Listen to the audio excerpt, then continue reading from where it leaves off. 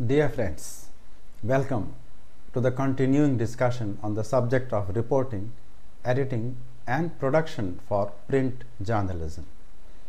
In the previous lectures, we have learnt about the function of reporting and the role of the news desk in giving shape to the written material.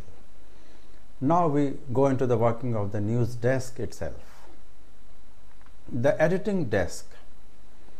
Journalism and the world of media have a tendency to emphasize the reportorial function because it is the reporter that the public sees.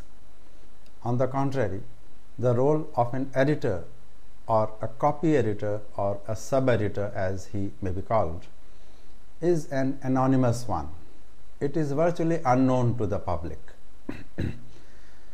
A writer does not exist whose work cannot be improved by the constructive vigilance of an editor or a sub-editor who is well versed in what is being written about, an expert in language, and a flexible and tolerant person capable of appreciating value in the work of others. And in simple terms, the general principles of editing are to prepare, to supervise, to direct and to rearrange the given material so as to make it fit for publication, that is the ultimate public consumption. So, the role of the sub-editor is to understand what is meant to be said by the reporter or the writer, to simplify it so that others can understand it, to rewrite it so that its meaning is not changed, and to localize it so that the context is kept intact for the readers belonging to different regions of the publication. The input or the reports are received at one place in the newspaper office called the newsroom. They come from various sources from the world over, whereas the space available for displaying such material is obviously always limited because the number of pages in the publication shall always be limited. Therefore, it is important to cut down on quantity to retain quality. Selective cutting and joining of sentences and phrases is resorted to with the intention of making the text flow smoothly, making it more readable.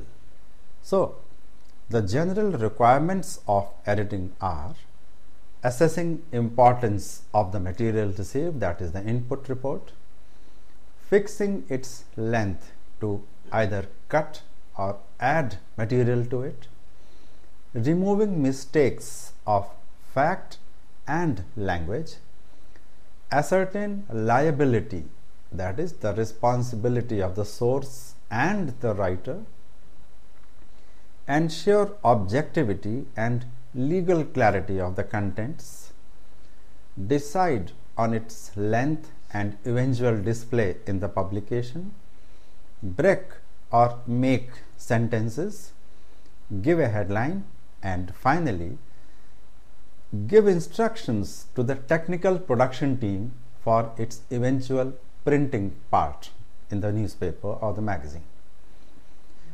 The style or procedure of editing and language are always different from product to product, that is publication to publication, depending upon its readership, reach and objective.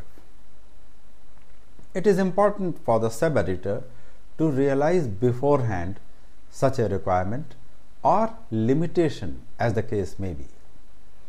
So, a sub-editor must know the following in order to be best equipped to do his job, that is language and grammar, production technique, that is typography in case of print, facts and law that govern the publication in that territory, the publication's intent, reach and readership, and finally local, regional and national affairs in that area so that the context is always kept right.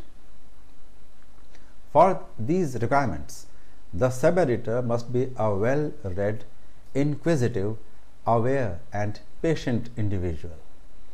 He is also supposed to be a public person with an opinion and analytical ability of his own so that he can perform the role of an opinion leader in the news desk.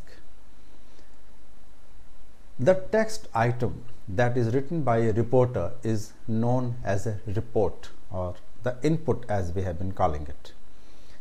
If it is meant to be used and therefore submitted and or accepted by the news desk, it becomes copy. Copy is a purely technical word in the media industry given to any report that is submitted for publication. So the two terms report and copy mean different things. Copy is an industry term understood universally to mean one and the same thing in all media houses, and for outsiders and the uninitiated it may mean a report that has been filed by somebody. So the position of the sub-editor is very often renamed as a copy editor in many media organizations in different countries. So let us now come to the role and importance of a sub-editor.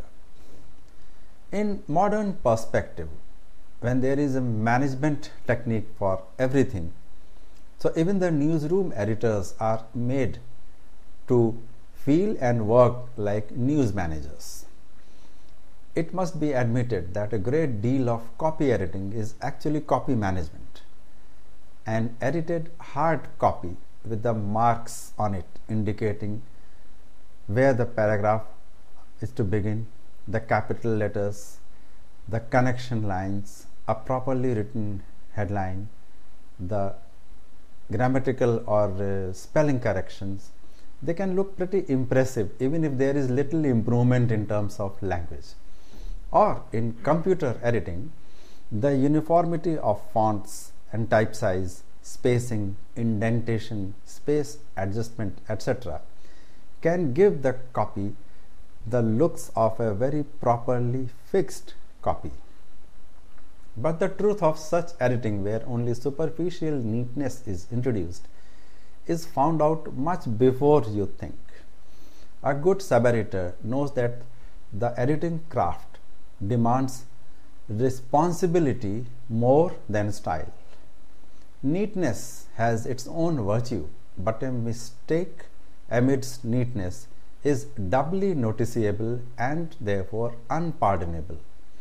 The real issue is to understand the story and its import and to tell it the way it happened. The sub-editor must try to put together a clear and comprehensive story from the available material that may be at times confusing, contradictory, unclear, and quite often misleading. And all this has to be done within a deadline that cannot be extended. It is often seen that sub-editors work for the sake of completing all the work in a shift, rather than for the interest and benefit of the reader. In some newspapers and magazines, there is a tendency to make a layout as if to win an award every day, or to shock and surprise the reader. However, the intention should be to help the reader navigate through the publication and understand what is going on in the newspaper. The reader is the actual and the real customer of the newspaper, and even the advertiser prefers a newspaper because of its readers. The reader ranges from the virtually illiterate person or a neo-literate person to a laureate or someone with extremely excellent qualities of reading and writing ability. There is little point in aiming to meet the requirement of the average reader, because writing what an average reader understands means making things difficult for the below average readers, and that means almost half of all the readers. The newspapers generally are meant for the masses, and they must cater to the needs of the masses. If most readers fail to understand the news as they appear, the basic purpose of the newspapers would be lost. It is therefore the responsibility of a sub-editor to ensure that this does not happen, and this is not the case. So the role of a sub-editor is to keep in mind the requirement and constraints of the reader and the management of the newspaper organization on the other hand. The best way is to combine the two roles. There often might be a situation when the reader does not necessarily want what the newspaper management wants them to read, and vice versa. The management perhaps does not want to give the readers what they would want to read. So, what is the reader requirement in terms of text in a journal? It comprises facts, short, simple, proximity, interesting, visual support, and catchy headline. Ensuring that readers get what they want is the primary job of the sub-editor. To take care of what the organization or the newspaper management wants, a sub-editor must keep abreast of the newspaper's style or policy and stick to it. On the face of it, all this may look quite simple and commonplace, but good sub-editors, right since the advent of modern journalism, have been rare to find. So, what is editing all about? As a process, editing involves the following steps. Number 1, collection of facts, figures, and examples at one place and their sources. Number 2, classification of the available inputs in categories in chronological order or in a certain order.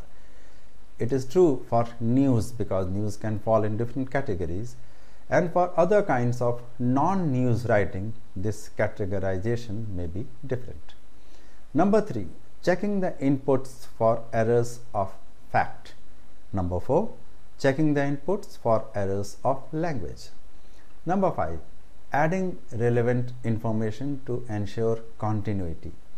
Number 6, fixing the length or the size of the input according to available space. Number 7, removing the bits of repetitive information and adding the disjointed ends. Number 8, giving a headline to the final compiled work. Number 9, giving a display to the item thus prepared according to its priority if it is news. Number 10, readjusting this priority after comparison with other items or during the course of time. And lastly, designing the page with the edited items put in different places and placing them in a fashion that appeals to the viewer or the reader. So, if you go through this agenda, it might seem a very daunting task, but remember that sub-editors and copy editors in newspapers, magazines, and TV news channels accomplish all this in case of more than one item in a matter of a shift lasting generally for 6 to 8 hours. And in case of every item, the same level of clarity, objectivity, and rationality is ensured and has to be maintained. It is for no ordinary reason, therefore, that sub-editors are regarded as critics or cranky husbands in their households and in their circle of friends as well. They are forever finding faults with the available piece of work which is in front of them. It becomes second nature for them to look for mistakes and suggest how to remove it. So, what does it require to be a good sub-editor? As the list indicates, a good sub-editor must have a good grasp of the language and especially the local dialect, have a fairly good, at least above average knowledge of current affairs, geography, history, local personalities and the system of governance and social requirements of that area. Have a style of working in linear fashion so that work gets completed as time passes. Have the ability to work under pressure of time and space. Have a good sense of proportion and display. Be good in expression and have a healthy and unbiased interest in everything, and that includes everything, including subjects which the subeditor does not like. He must be able to switch from one style to another at quick intervals without losing control or without appearing jumpy.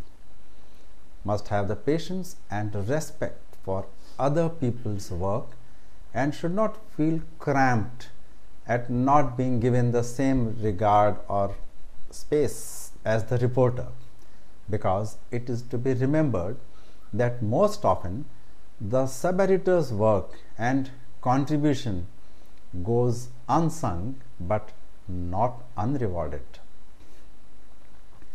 So the step to be followed after this is copy testing. This means taking a decision on the usefulness of a given item. This stage of copy testing is reached when items have been received from different sources on the news desk. They have been sorted and sent to different directories as per the page.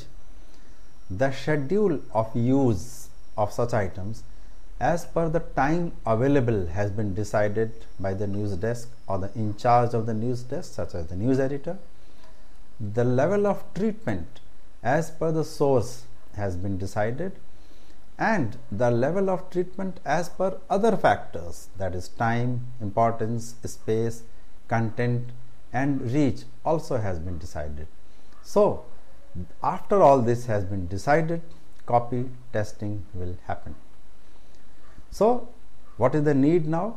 The need is to check all copy kept in different directories on some basic parameters.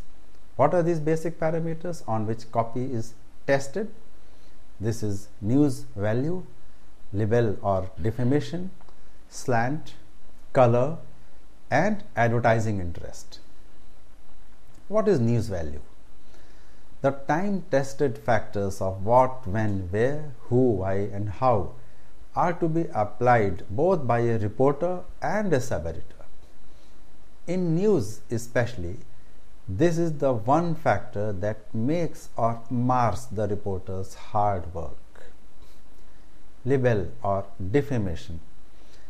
It is a deliberate or intentional content to damage the reputation of an individual or an organization. What is slant? Slant is misinformation to favor a particular viewpoint, such as a sentence which says, quote, the incidence of malaria is increasing because the drug XXYY is not being used.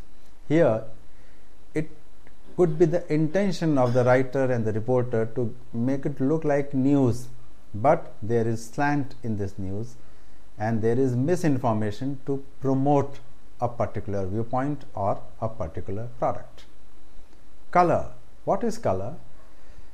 Color is the intention and the practice to use language so as to make it appear different from what it actually is.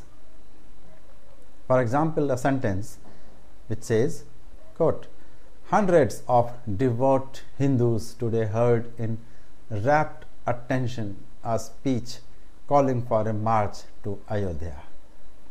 Now, where is the color in it?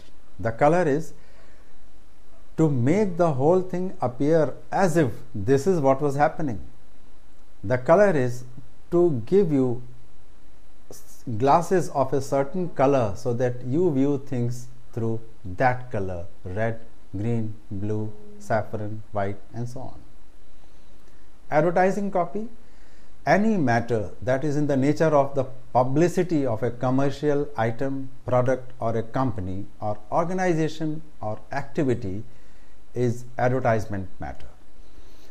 Items that praise or condemn one item or company over the other, items that make unnecessary reference to the brand names of a company or a product, items that lay undue stress on the merits of one brand, items which give information which is not essential in public interest but could be useful or helpful in attracting customers, and items that identify brands with a motive.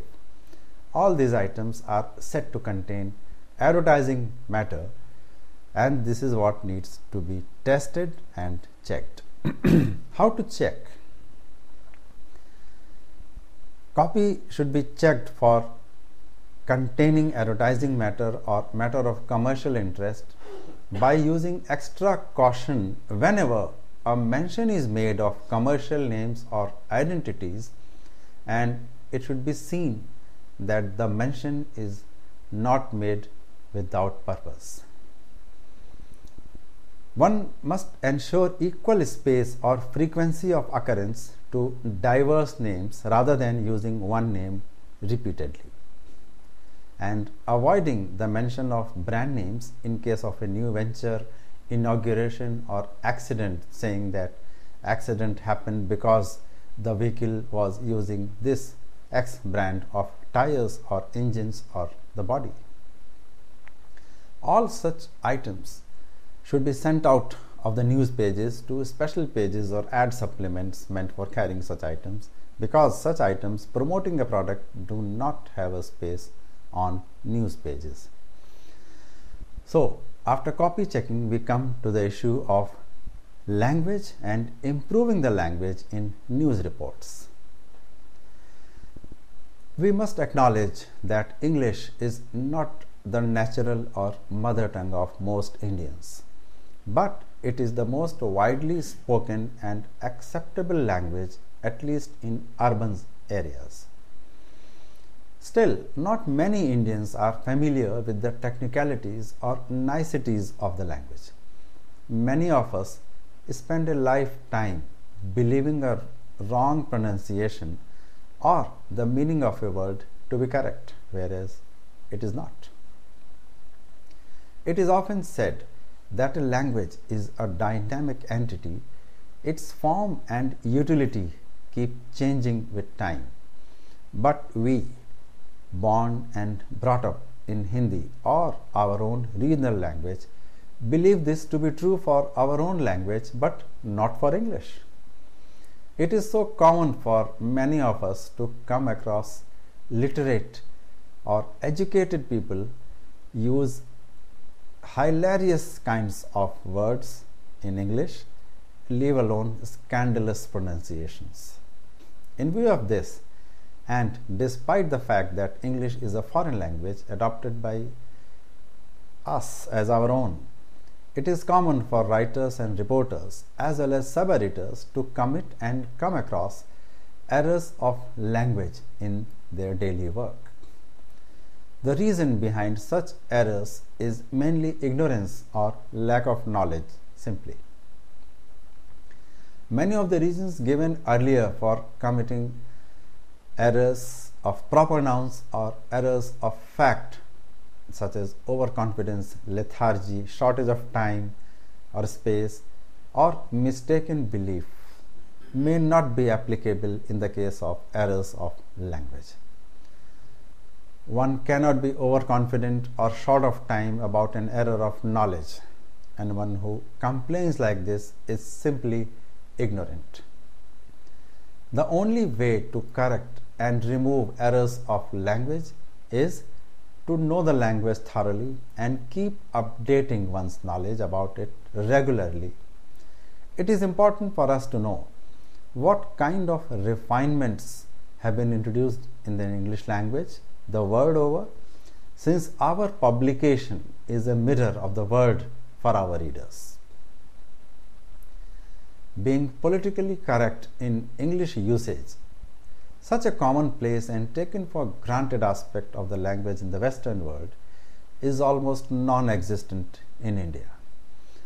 Our government, bureaucracy, and even the intelligentsia is blissfully ignorant of the fact that words like chairman, manning of operations, a social leper, blind, and so on are no longer used in any kind of publication in English-speaking nations for their derogatory, gender, or other kinds of biases and connotations. But we in India merrily keep on using such terms in prestigious newspapers and magazines, irrespective of the fact that when we get an opportunity to work with visiting foreign journalists or writers, or we get a chance to work abroad, we end up making a laughing stock of ourselves. At that time, our claims of knowing English or having scored good marks in this language at school, college, or university level come to a naught. Similarly, despite speaking English since childhood in our homes, among fellow students and colleagues, most Indians do not have a confident control over usage of certain English words.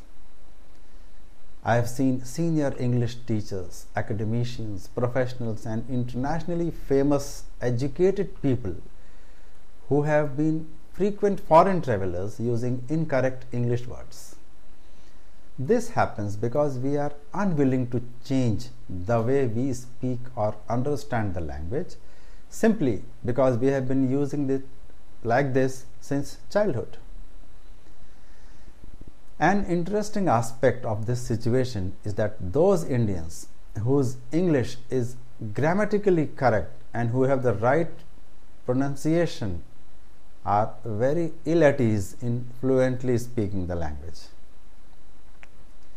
Any handbook about editing cannot substitute for a good English language grammar book or a competent style sheet of a renowned publication. Still, attempts can always be made to draw attention to some of the most commonly occurring mistakes in English usage, pronunciation, and spellings. In the course of their routine work, sub-editors have to use a number of terms that most people forgot after their last course in English composition, or maybe they never knew at all. In addition to knowing how to make a poor sentence better, a sub-editor has to be able to defend his or her decision to writers, editors, and fellow copy editors. That means, in a sense of speaking, being able to talk the talk. Correcting errors of language in itself requires a great deal of skill, but correctness is a secondary goal. It is part of a problem of communicating information to the reader. So, one need not sacrifice one to achieve the other. Points to remember are that writing for a mass medium must convey the meaning to an extremely diverse audience.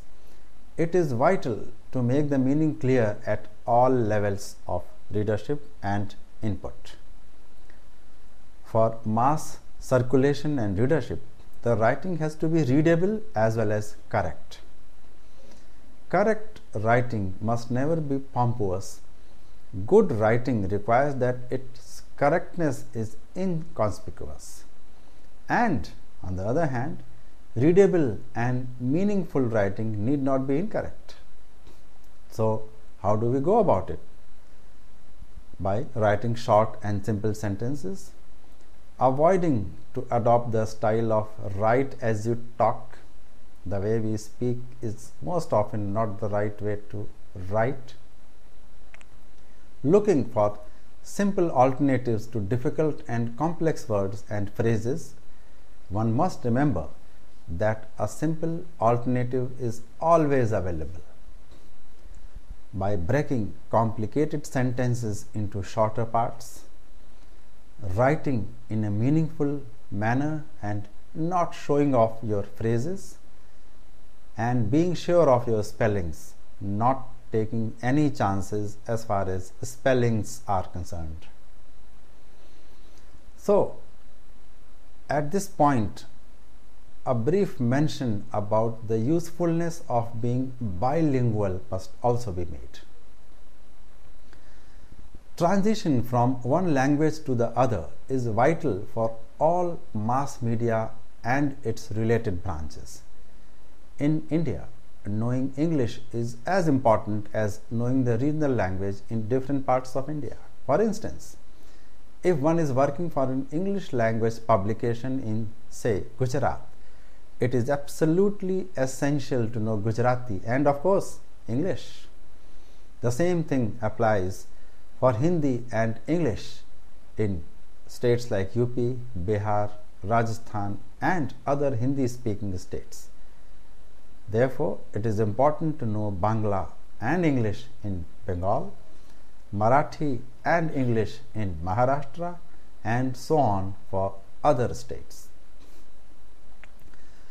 For those beginning to work in an English language publication, the common mistakes pertain to the noun-verb linkage, the distortion of verb in case of multiple sentences, the singular and plural usage, the direct and indirect speech, the use of adjectives, and the shades of difference in similar sounding words such as afraid, scared, and fearful.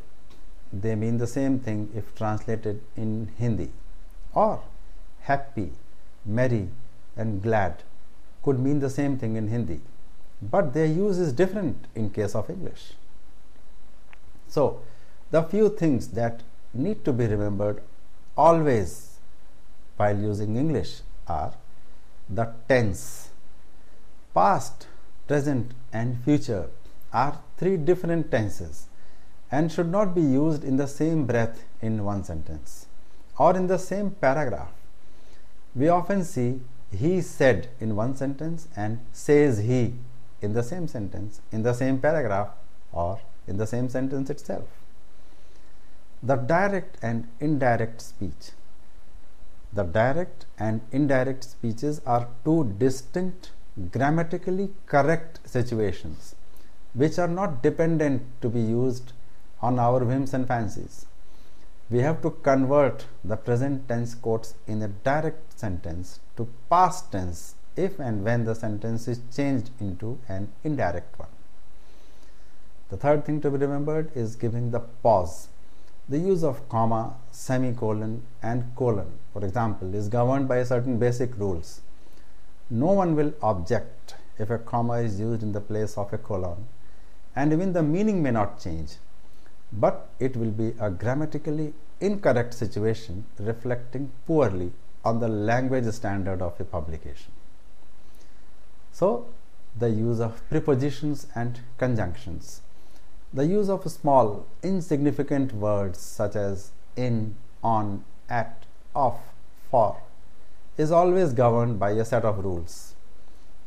So, at is appropriate only if used in a certain situation where in will not do. But we, basically thinking in our mother languages and working in English, infer the simplest definition to be correct and use almost all prepositions as synonyms. The same is true for conjunctions as well. The next is the use of verbs. There are things like a transitive and intransitive verb, and their usage is also not dependent on the way we like it. A transitive verb cannot be used in the place of an intransitive verb and vice versa. A common example is writing he told without mentioning a subject after it. The use of adjectives. We Indians never tire of using too many adjectives, one after the other, one superseding the other or exceeding in using superlatives. Thus, it is common to come across phrases like more, better, or blunder mistake in spoken or written English. Nouns and pronouns. It is very common among Indians to refer to themselves in plural as we. This reflects in the writing of many reporters and writers too. especially when the intention is to show that the reported matter is not the writer's observation alone. Similarly, in the case of proper nouns, Indians generally never stick to a rule. Since the usage of honorary titles is very common in India, it is equally common to see such proper nouns being used with abandon in news or feature writing, often confusing the reader. Examples are the use of phrases like Chaudhary Sahab, Lalaji, Panditji, Maulana, Sardar, and so on. Use of slang. As English becomes a common man's language, the use of slang from British or American English usage is also becoming common in India, besides the development of a healthy slang of Indian English itself. As this growth continues unabated and is actually accelerated by the proliferation of TV channels, newer and newer words are being added to Indian English. Insisting on the purity of language in such a situation is undoubtedly foolhardy, but still some semblance of sanity has to be maintained. Newspapers traditionally have been symbols of this linguistic sanity, and in future also they will continue to be so. Therefore, newspaper writing and editing should strive at retaining the traditional straightforwardness of language, simply because some things do not change and should not change. The use of the vernacular. Again, as the use of English spreads in India, it is becoming common for English newspapers to use the vernacular words, sentences, or even complete paragraphs simply in an italicized alphabet. Although no one minds reading a little bit of the vernacular in an English publication, as it adds the required amount of authenticity and zest to the expression, using chunks of it is taking things a little bit too far. In other words, using vernacular to a great extent is like admitting the lack of ingenuity by the writer, because instead of recreating the expression in his language, that is the English, he prefers simply to carry the original, displaying a poor lack of writing skill. And lastly, the use of articles. The use of articles such as the good old poor a, an, and the has been an extreme casualty in English writing in India. Most writers believe that these articles are useless additions to the English language and anyone can do without them without making a difference to the meaning of the sentence. Although, in terms of honorific titles, use of the is more a matter of style, this particular article is perhaps the most grossly misused word in Indian English writing. Reporters and writers either use too much of it or too less, and more often than not, it is used at the wrong place. For correct and proper use of these articles, it is again suggested to consult and memorize a good grammar lesson rather than ask the adjacent subeditor or the smart aleck in the office. We must remember that it is not an embarrassment to admit and acknowledge that English is not our language, but we have adopted it as our own. Therefore, the rules of Queen's English shall always apply, like it or not. Language is a dynamic entity. Therefore, certain aspects of the conservative English have to be abandoned to be replaced by more dynamic, appropriate, and useful aspects. No one should claim that he or she knows the last word about English usage. One who can make some claim like this is the one who keeps consulting the dictionary and thesaurus very often and keeps abreast of what is happening in the field of English writing and English journalism around the world. In other words, one who keeps solving the difficult crossword puzzles almost daily is a good bet to ask in case of a doubt. The rules of grammar, pronunciation and usage have not changed. What has changed is our perception of things and language around us. There are many words which have formed part of the English vocabulary, whereas there are many which are not used because of being inappropriate, politically incorrect, or inadequately expressive. So, after this brief recourse to the use of English language, we now move on to the topic of maintaining continuity in news reports, which is an essential part of copy editing on a news desk. What is continuity? In a newspaper, the inflow of information is continuous and very often uninterrupted.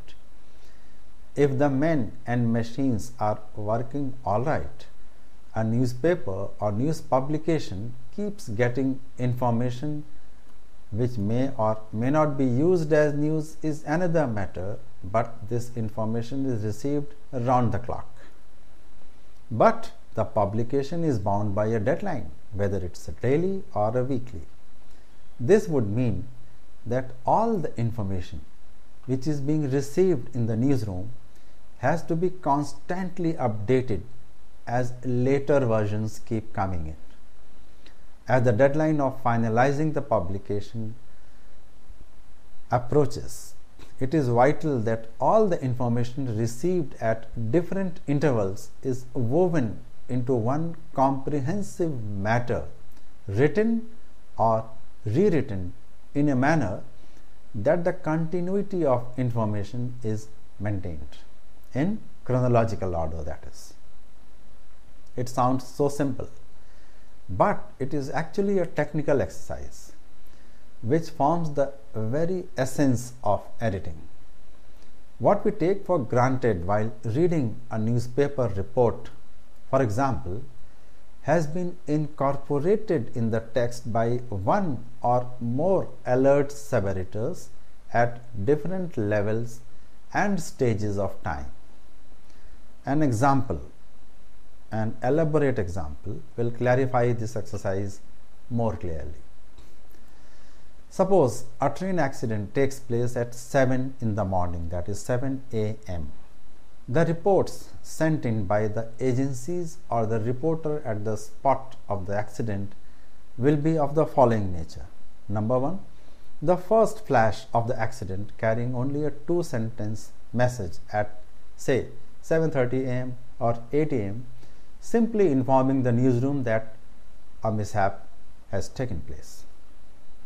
The first report carrying the early, very often sketchy bits of information with bare minimum details will land a little later, say at 8:30 a.m.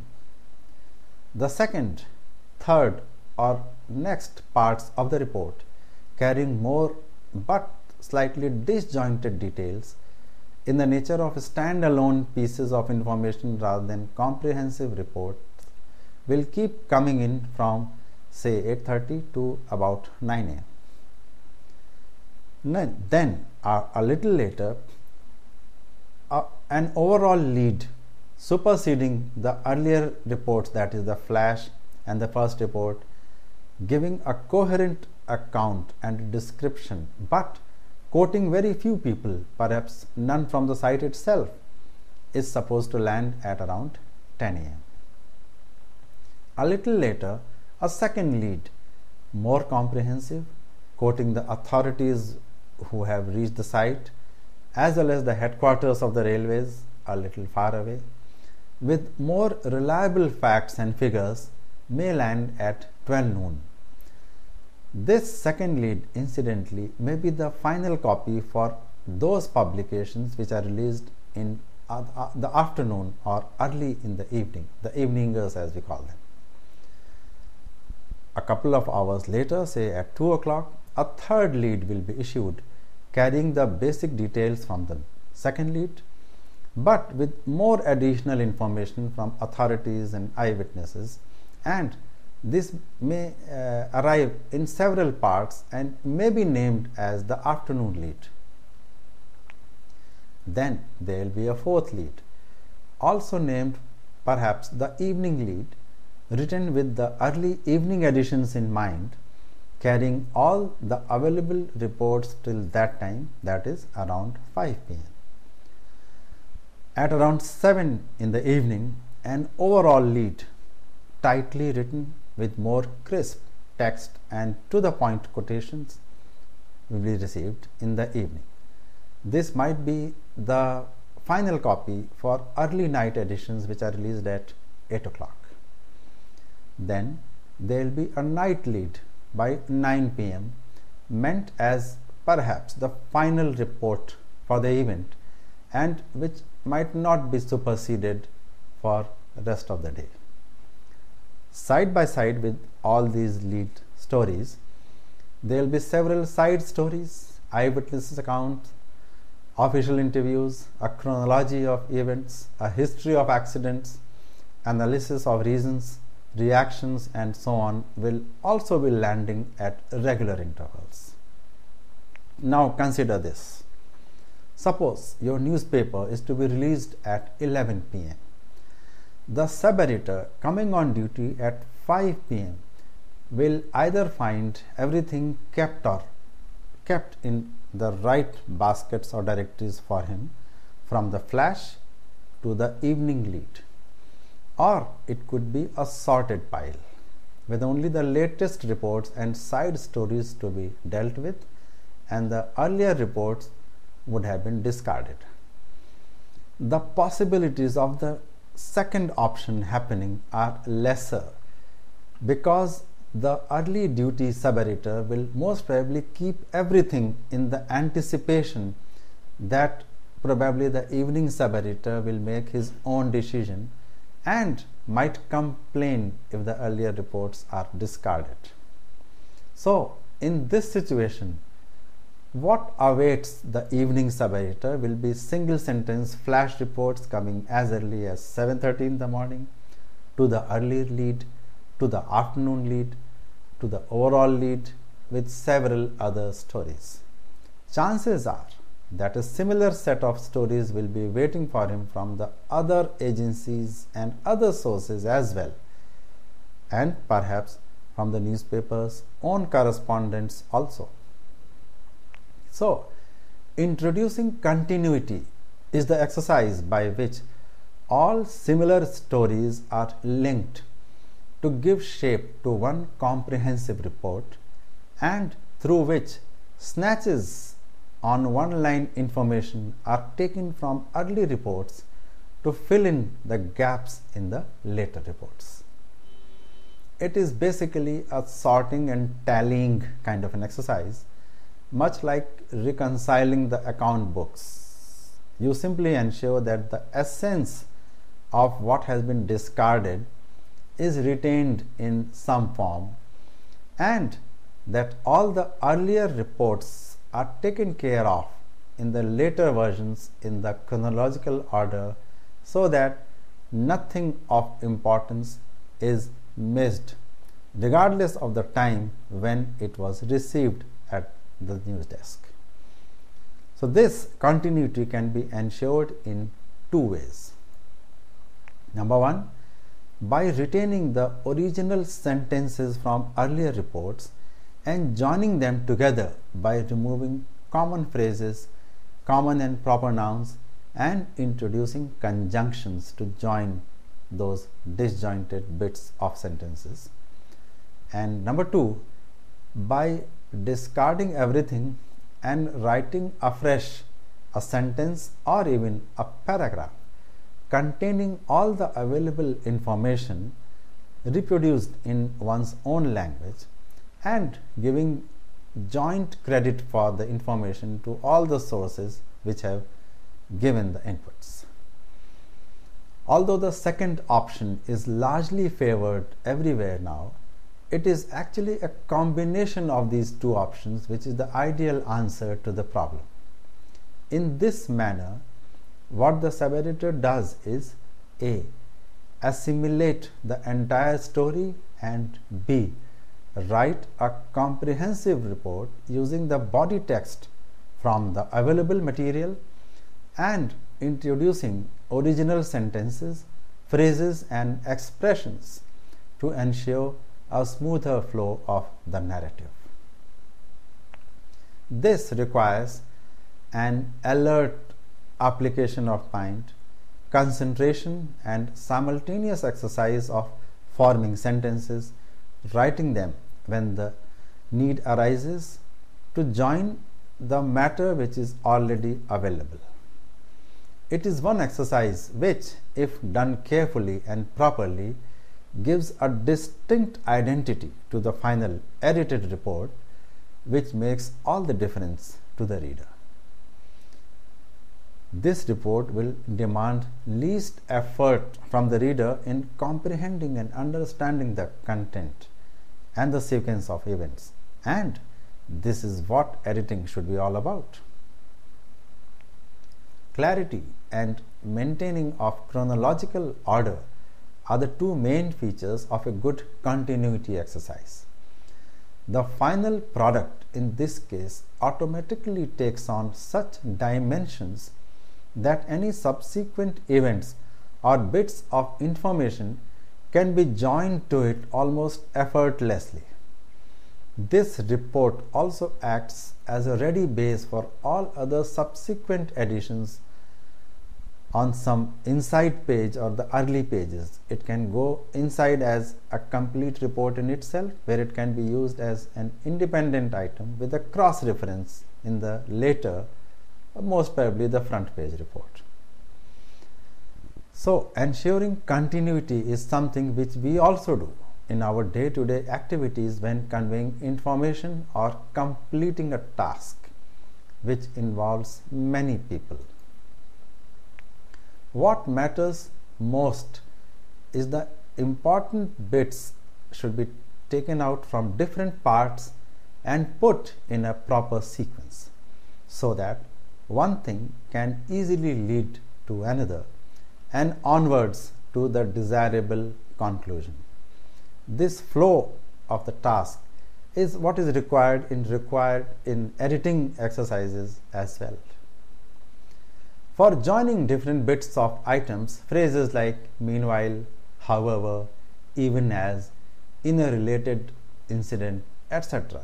are also used to provide continuity and a connection between two related sentences or phrases.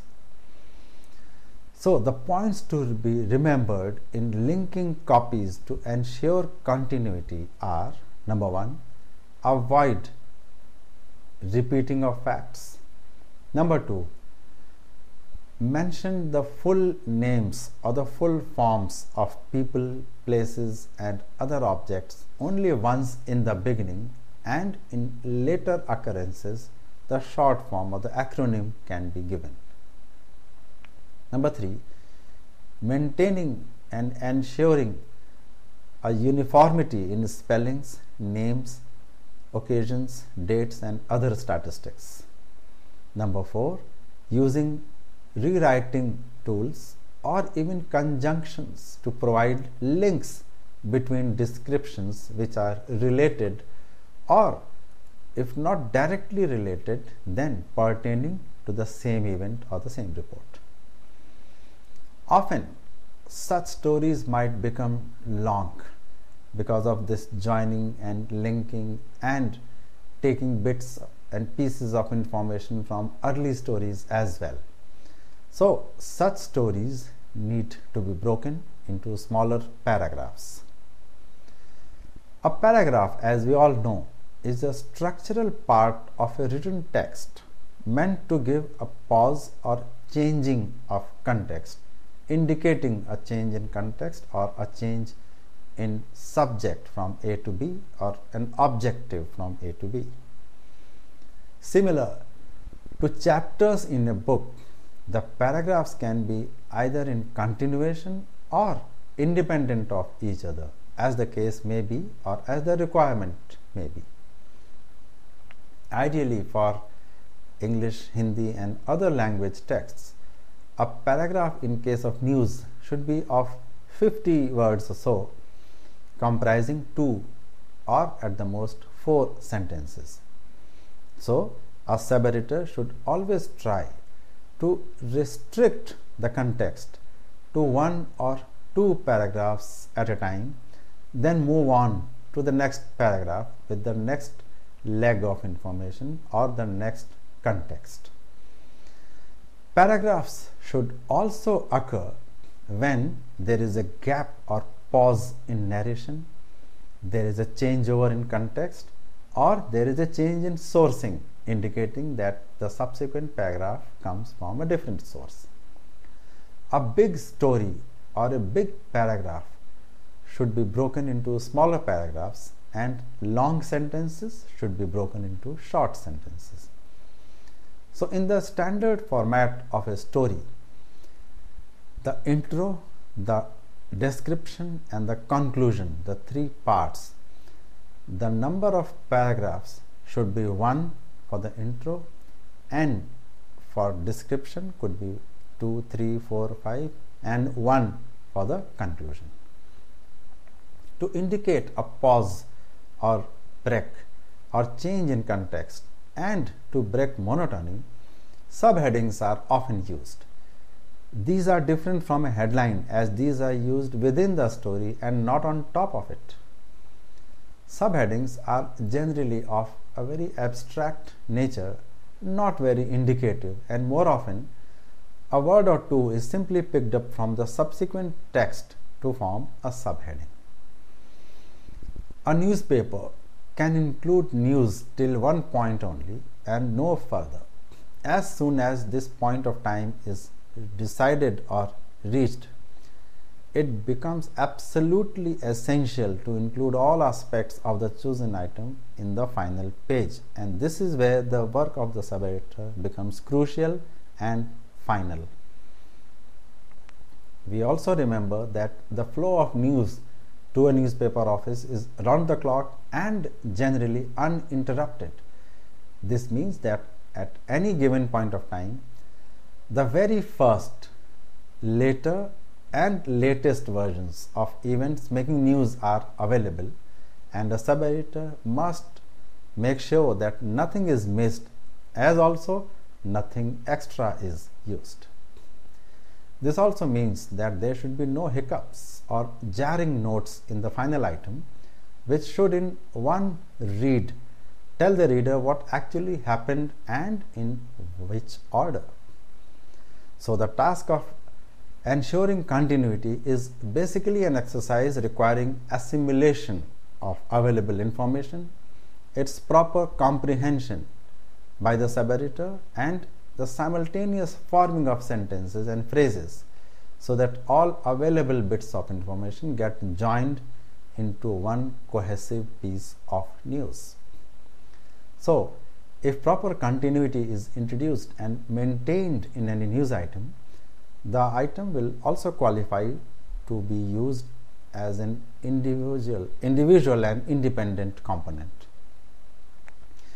So, the item, as the case may be, should tell the readers a story in itself, in the right order of time, in the right order of events as they happened, and in a language that does not lead to confusion, that does not make the reader guess as to what could have happened, and as far as possible answering all the questions that may come out from that piece of news. As we have seen here the example of a train accident, one can also imagine the kind of information flood which happens in a newsroom in the event of an election or a continuous process conference or a session in parliament or a voting in case of an assembly or Lok Sabha and so on, or anything which is happening throughout the day with no specific conclusion in sight. One can imagine that the sub-editors during those days are a harried lot, but at the end of the day, in the night when the pages are being prepared to be released, it is the ability of a good and competent sub-editor that will ensure that the chaos and the hectic activity of news input throughout the day till late in the evening or night results in one comprehensive, complete item, so that the reader who reads it in the morning actually believes that he has missed out on nothing. With this, we end this discussion on editing and the techniques involved in this exercise. We shall take up further aspects of editing in our next discussion. Till then, my best wishes and thank you.